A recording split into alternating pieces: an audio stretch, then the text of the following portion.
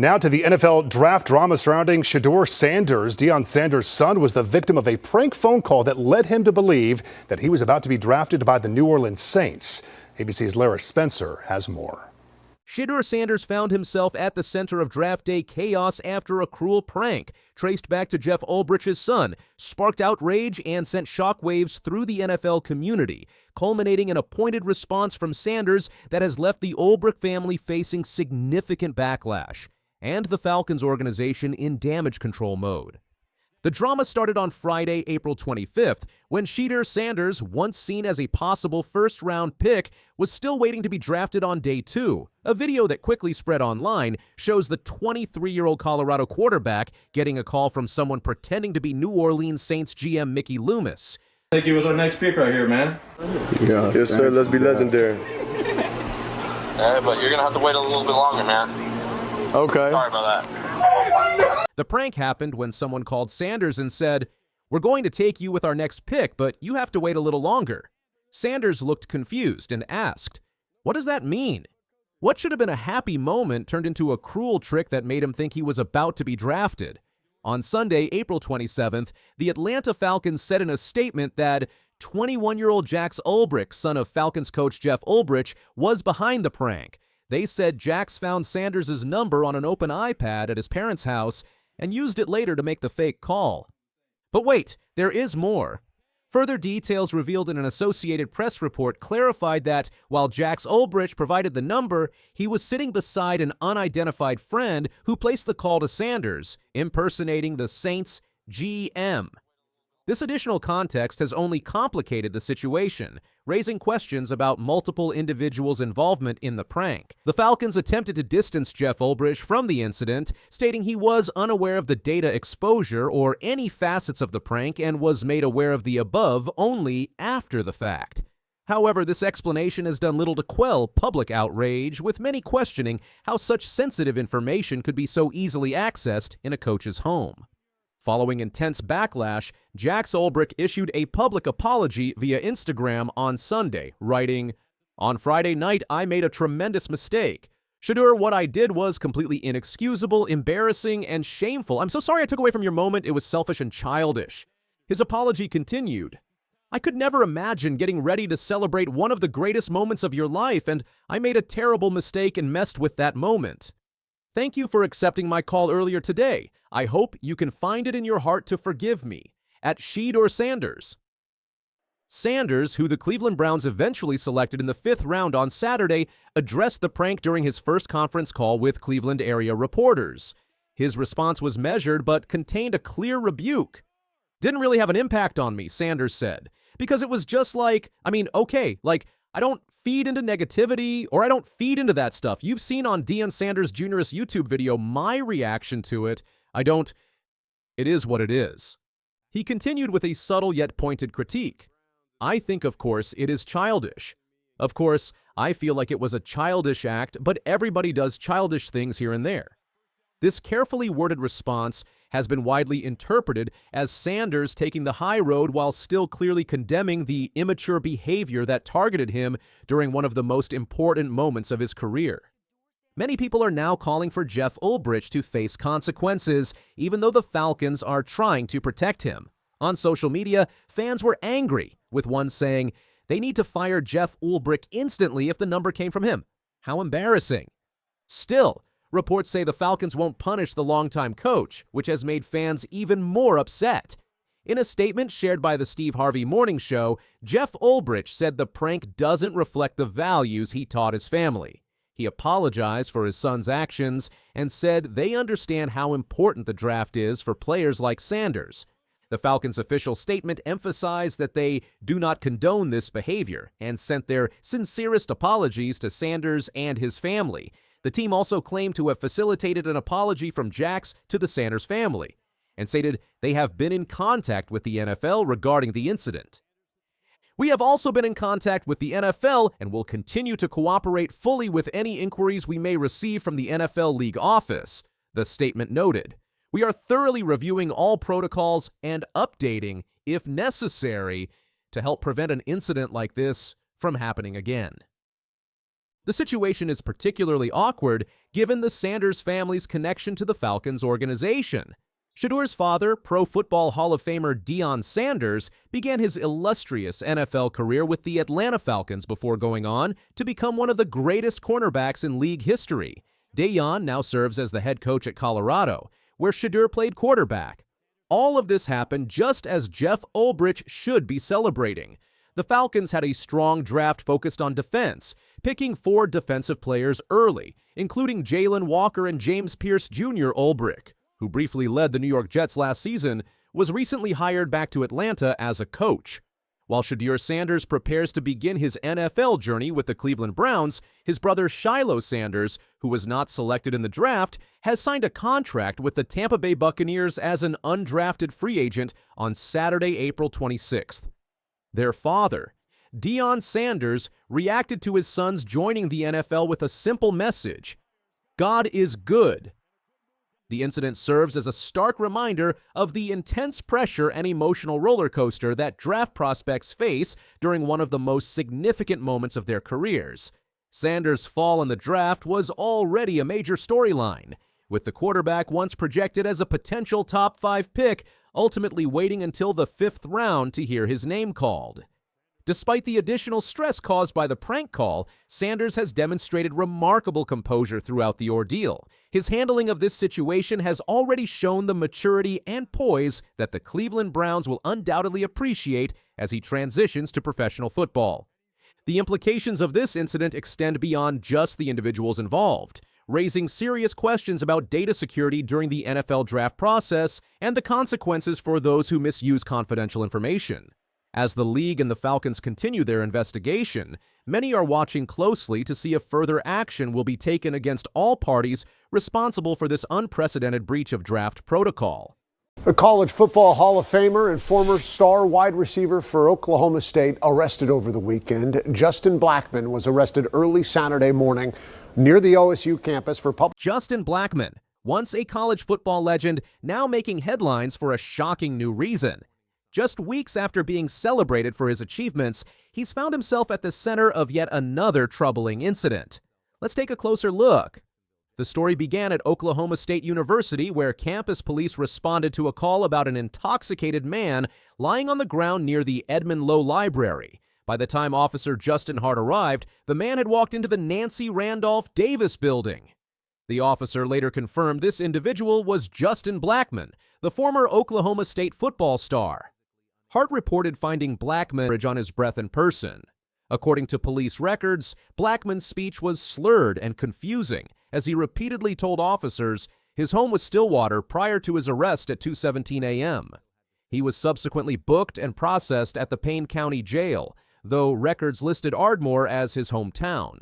Responding officers say that he had slurred and confused speech, that he told them that he was walking home but refused to give them a valid address. This is the latest in a line of arrests, including multiple DUI charges. The incident details revealed more troubling aspects of the arrest. Blackmon was reportedly wearing wet clothes, and officers struggled to manage the former NFL wide receiver during transport. The police report obtained by TMZ Sports stated officers were unable to fit Blackmon in the back of a standard police car due to his body size and had to request a larger vehicle to take him to jail. The report indicated that officers needed 2 sets of handcuffs because of Blackmon's body size and the girth of his wrists. His booking information listed him at 230 pounds, which is 20 pounds above his NFL playing weight, according to Pro Football Reference. The series of events began when Oklahoma State Police received a call about a larger black male lying on the ground at 1:32 a.m. Saturday. When officers encountered Blackmon, they noticed him wobbling and detected the smell of alcohol. He reportedly told them he was attempting to walk home, but officers noted his speech was difficult to understand. Blackmon reportedly kept informing officers he was headed to Stillwater. When they explained that Stillwater was a place rather than a specific address, he admitted he didn't live in the area, saying, "You got me." The former football star then turned around and placed his hands on his back before being told he was under arrest. This public intoxication charge carries potential penalties of up to $100 in fines or imprisonment of up to 30 days, or both, according to Oklahoma.gov. Blackmon has since been released from jail and could not be reached for comment on the incident. On a possession, and Barry, he is currently suspended indefinitely by the NFL under the substance abuse policy. I can't imagine this bodes well for his chances to play anytime soon for the Jacksonville Jaguars. The arrest comes at a particularly unfortunate time for the 35-year-old former wide receiver. Just last month, Oklahoma State University had announced Blackmon would be inducted into the OSU Ring of Honor this fall. This recognition was to celebrate his remarkable collegiate career, where he became the only player to win the Biletnikoff Award twice as college football's best receiver during his time with the Cowboys from 2009 to 2011. Is more. Blackmon's troubled history with substance abuse has followed him since his playing days. After starring at Oklahoma State, he was selected 5th overall by the Jacksonville Jaguars in the 2012 NFL Draft. His professional career showed early promise, with Blackmon catching 64 passes for 865 yards and 5 touchdowns during his rookie season, earning him a spot on the PFWA All-Rookie team. In the shotgun, takes a snap on 1st and 10. Pumps. However, his career trajectory changed dramatically in 2013. Blackmon received a 4-game suspension for violating the NFL's substance abuse policy before later being suspended indefinitely for another violation. He would play just 4 games in his second season, bringing his NFL career total to only 20 games with 6 touchdowns. The Jaguars' wide receiver never returned to professional football. His legal issues continued after leaving the NFL. In 2014, Blackmon was arrested for marijuana possession, and the league denied his application for reinstatement for the 2015 season. Later that year, he was arrested for DUI in Oklahoma. According to an ESPN report, this marked his 4th substance abuse arrest, following a 2010 misdemeanor DUI charge and another incident in May 2012, when his blood alcohol content was reportedly 3 times the legal limit. What makes this recent arrest particularly disappointing is that Blackmon appeared to be turning his life around in recent years. He had avoided legal issues and had reconnected with the Oklahoma State football program, making multiple appearances at university events. In December 2024, his achievements were recognized when he was inducted into the College Football Hall of Fame, celebrating his impressive collegiate record of 253 catches, 3,564 yards, and 40 touchdowns over 3 seasons with the Cowboys. It meant a lot. It was unexpected. I actually didn't even get the letter. Chad had to text me. Then I opened the mail to figure it out. But it was just unexpected. It's an honor to be in a class with these other guys with us. The stark contrast between Blackmon's collegiate success and his struggles after entering the NFL highlights the challenging transitions many athletes face. At Oklahoma State, he played 38 games and was a 2-time unanimous All-American. His remarkable talent on the field made him one of the most promising receivers to enter the NFL draft. The mugshot circulating on social media has shocked many NFL fans, as Blackmon appears significantly different from his playing days. The image, which surfaced on Easter Sunday, shows a man who bears little resemblance to the athletic wide receiver who once dominated college football. This latest incident serves as another chapter in the complicated story of a supremely talented athlete whose professional career and personal life have been repeatedly derailed by substance abuse issues. Despite his evident skills on the football field, Blackmon's struggles off the field have prevented him from fulfilling the potential he showed during his college career and rookie NFL season. As the legal process moves forward, the public intoxication charge adds another setback for Blackmon at a time when recognition of his athletic achievements was bringing him back into the spotlight in a positive way. The contrast between his recent Hall of Fame induction and this latest arrest underscores the ongoing challenges he appears to face. What do you think this means for his legacy? Can he overcome this latest incident and rebuild his image? Share your thoughts in the comments section and subscribe to our channel for more updates. Shedeur Sanders, the ex-wife of Colorado Buffalo's head coach Deion Coach Prime Sanders, finally broke her silence amid the controversy surrounding the university's decision to retire their son Shedeur's jersey. In a heartfelt social media post that has resonated deeply with fans, Pilar shared her perspective on this significant moment in her son's career while making her journey to Boulder for the emotional ceremony. On Saturday, Pilar posted a moving video on Instagram documenting her drive to Colorado, accompanied by a powerful caption that read, "Taking this one last drive in to retire my son's jersey, number 2. What an honor and a privilege to have spent 2 years in Boulder, Colorado with them. It's been amazing, and to see these sights every day, nothing short of fun, gratitude, and high vibes."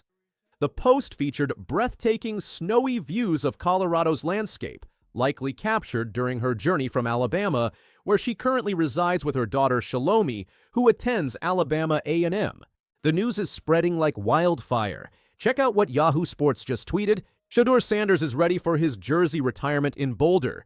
What made Pilar's message particularly meaningful was her choice of background music, Perfect Timing, a song released by Shedeur himself in 2024. This selection appeared to be a subtle yet powerful response to critics who have questioned the timing of Colorado's decision to retire both Shedeur Sanders' number 2 and Travis Hunter's number 12 jerseys before either has even taken a snap in the NFL. Perfect timing. Got them baguettes up on my neck and stay shining. It's never hot. The jersey retirement ceremony, which took place during Colorado's Black and Gold Spring Game, has ignited fierce debate throughout the college football world. Many have pointed out that Colorado has only retired 4 jerseys in the program's 135-year history, with the last being running back Rashawn Salam's number 19, an honor that came 23 years after he won the Heisman Trophy. Several notable Colorado alumni, including quarterbacks Darian Hagan and Cordell Stewart, defensive back Deion Figures, and wide receiver Michael Westbrook, are still waiting for their jerseys to be retired. Former Colorado linebacker Chad Brown voiced his concerns publicly, stating, "Never want to take away from anything number 2 or number 12 have done. Amazing players, but to act as if CUFB was invented 3 years ago ignores the greatness in the past." Similarly, Darren Chiavarini advocated for a more measured approach, suggesting Colorado follow something akin to the NFL Hall of Fame's process. Program. Crazy. People don't understand that what they brought to the table. The main thing I think people forget is they didn't take any help. They just did it on the strength. Amid this controversy, Deion Sanders has remained steadfast in defending the decision. During Thursday's press conference, he addressed the criticism head-on. "We talking about Shedeur. We ain't talking about nobody else. The only reason we are having this discussion is because his last name is Sanders. That's it. It's been so many things accomplished at this university expeditiously. It's been unbelievable, and I think we should be appreciative. It's a new day. We're doing things a little differently." He further emphasized the now generation mentality, adding, "I looked in both of their eyes. I know Shedeur and Travis were pleased, they were thankful, and they were proud. The time frame, nobody's going to be happy with. Somebody's always going to have something to say, but the way we are right now, we are a now generation. Those guys deserve what they deserve right now. So I'm proud of them." But wait, there is more. What makes Pilar's presence at the ceremony especially significant is the co-parenting relationship she's maintained with Deion despite their divorce. While many celebrity ex-couples struggle with public appearances together, Deion and Pilar have put their differences aside to celebrate their son's achievements. This display of unity sends a powerful message about prioritizing family milestones over past conflicts. Pilar has long been a consistent presence in Shedeur's football journey, serving not just as his mother, but also as his full-time publicist. Last season, when Shedeur surpassed 100 touchdown passes, Pilar immediately took to Instagram to express her pride. "Congrats on your 100 passing touchdowns! So proud of you, son. Go number Shedeur Sanders." She has consistently celebrated virtually every award and achievement in her son's career with dedicated social media posts. The significance of this jersey retirement ceremony extends beyond the controversy surrounding its timing. For the Sanders family, it represents the closing of an important chapter as Shedeur prepares to transition to the NFL.